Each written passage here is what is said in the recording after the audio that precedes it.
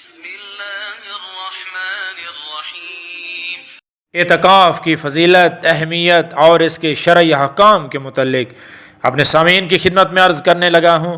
اعتکاف عربی زبان کا لفظ ہے، عکف سے ماخوذ ہے، جس کے معنی بند کر لینا اور روک لینا۔ انسان خوشنودی پروردگار کو حاصل کرنے کے لیے بہت سے حلال کاموں سے بھی اپنے آپ کو روک لیتا ہے۔ اعتکاف پیغمبر اکرم صلی اللہ علیہ وآلہ وسلم کی سنت مبارک ہے۔ اعتکاف کسی بھی مہینہ میں ادا کیا جا سکتا ہے، لیکن ماہ رجب میں اور ماہ رمضان المبارک میں اس کا بہت اجر و ثواب ہے۔ اللہ کے رسول صلی اللہ علیہ وآلہ وسلم نے ارشاد فرمایا، ماہ رمضان میں اعتکاف کا ثواب 2 حج اور 2 عمرے کے برابر ہے۔ اعتکاف ایسی مسجد جو جامع نہ ہو اس میں صحیح نہیں ہے، البتہ رجائے مطلوبیت کی نیت سے جائز ہے۔ رجائے مطلوبیت کیا ہے؟ کہ کسی بھی عمل کو مطلوب پروردگار کی امید سے انجام دیا جائے۔ جنگ بدر ماہ رمضان المبارک میں واقعہ ہوئی تھی، جس کی وجہ سے پیغمبر اکرم صلی اللہ علیہ وآلہ وسلم اعتکاف نہ کر سکے، مگر دوسرے سال آپ صلی اللہ علیہ وآلہ وسلم نے 2 اعتکاف کیے، ایک اعتکاف اسی سال کا اور دوسرا گزشتہ سال کا قضا کے طور پر۔ کتاب وسائل و شیعہ۔ اعتکاف کے لیے روزہ ہونا ضروری ہے، خواہ وہ روزہ ماہ رمضان المبارک کا ہو، خواہ وہ روزہ مستحب ہو یا کوئی قضا روزہ ہو۔ اعتکاف کی مدت کم سے کم 3 دن اور زیادہ سے زیادہ 10 دن ہوتی ہے۔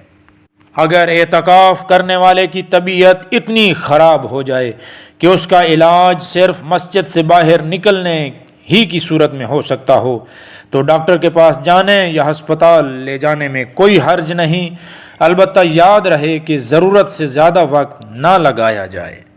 یہاں پر ایک سوال پیدا ہوتا ہے کہ کیا خواتین مستورات اپنے گھروں میں اعتکاف کر سکتی ہیں؟ اس کا جواب یہ ہے کہ اگر عورتوں کے لیے مساجد میں اعتکاف کے لیے جانا ممکن نہ ہو یا اس کا انتظام مسجد میں نہ ہو سکے، تب بھی وہ اعتکاف اپنے گھروں میں نہیں کر سکتی۔ اعتکاف کے لیے شرائط کے مطابق مسجد میں قیام ہی ضروری ہے۔ اعتکاف کے دوران غسل واجب کے لیے مسجد کے باتھ روم کا استعمال جائز ہے، لیکن اگر وہاں صابن لگانے، شیمپو کرنے یا اس طرح کے دیگر کاموں کی وجہ سے تاخیر کرے، یا مثلاً وہاں سے واپس آتے ہوئے رک کر لوگوں سے بات چیت کرنا شروع کر دے تو یہ جائز نہیں ہے۔ اعتکاف کے دوران صرف غسل واجب اور رفع حاجت کے لیے واش روم جا سکتے ہیں۔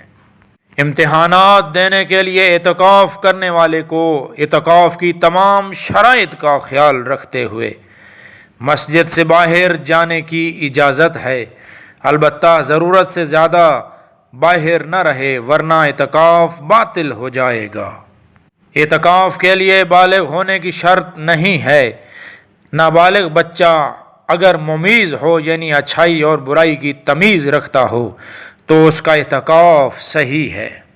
اگر اعتکاف کے دوران کسی کو مجبوراً کوئی دوا یا کوئی میڈیسن کھانا پڑ جائے تو دوا کھاتے ہی روزے کے ساتھ ان کا اعتکاف بھی باطل ہو جائے گا۔ اعتکاف کے دوران سگریٹ پینے کے لیے حدود مسجد سے باہر جانے کی اجازت نہیں، ورنہ ان کا اعتکاف باطل ہو جائے گا۔ آیت اللہ سستانی کے مطابق جس جامع مسجد کا پیش امام غیر عادل ہو، وہاں احتیاط واجب کی بنا پر اعتکاف کرنا صحیح نہیں ہے۔ اعتکاف پہلے اور دوسرے دن غروب سے پہلے تک توڑا جا سکتا ہے، لیکن اگر دوسرا دن مکمل کر لیا تو اب تیسرے دن نہیں توڑا جا سکتا، تیسرا دن بھی مکمل کرنا ضروری ہو جاتا ہے۔ اگر اعتکاف کے 2 دن مکمل ہو چکے ہوں اور تیسرے دن کا اعتکاف واجب ہو چکا ہو اور کسی وجہ سے اعتکاف باطل ہو جائے تو اس اعتکاف کی قضا انجام دینا ضروری ہے۔ 4 مساجد میں اعتکاف کرنا سب سے افضل و بہتر ہے۔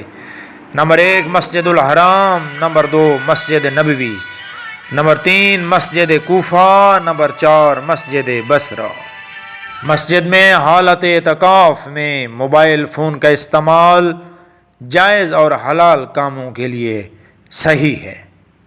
اگر 2 دن کے بعد معتکف خاتون کو ماہانہ نجاست شروع ہو جائے تو ان کا اعتکاف باطل ہو جائے گا۔ فوراً مسجد سے باہر آ جائیں اور پاک ہونے کے بعد میں کبھی احتیاط واجب کی بنا پر اس کی قضا کرے۔